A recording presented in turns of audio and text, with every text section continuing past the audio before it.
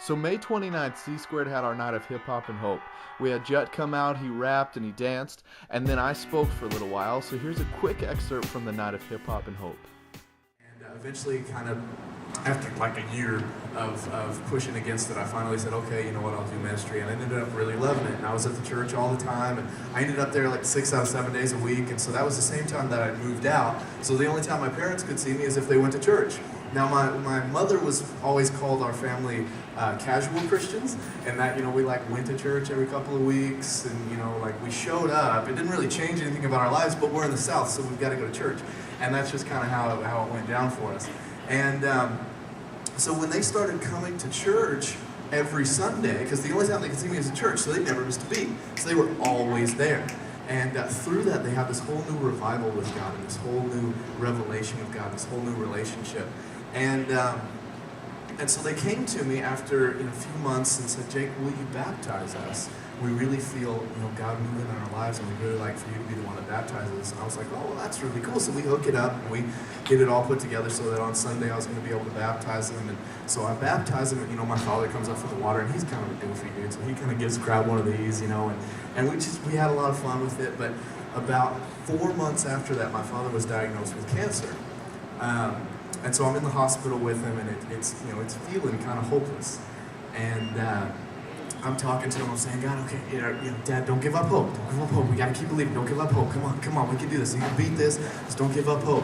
And he said, hey, man, I'm not giving up hope. I'm still believing, and it's all still going to work. But we all got to die. I was like, okay, but we got to keep hoping. We got to keep hoping. And eventually, a couple months later, my dad passed away.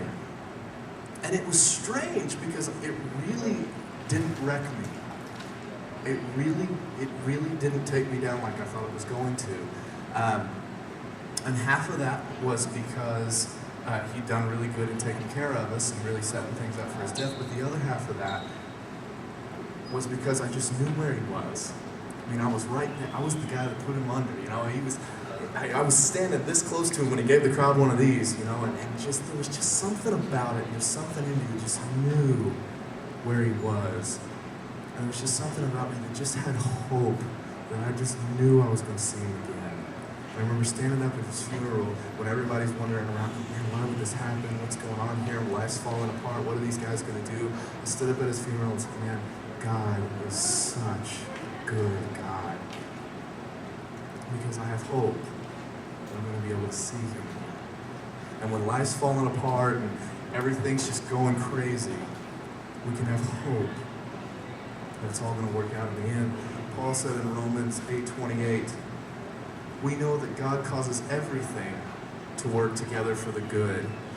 When life falls apart, when everything's not going the way we want it to go, when there's death, when there's sickness, when we're not getting the financial aid that we need, or we've got something in our past that's chasing us, we can know that it will all work out for the good in the end.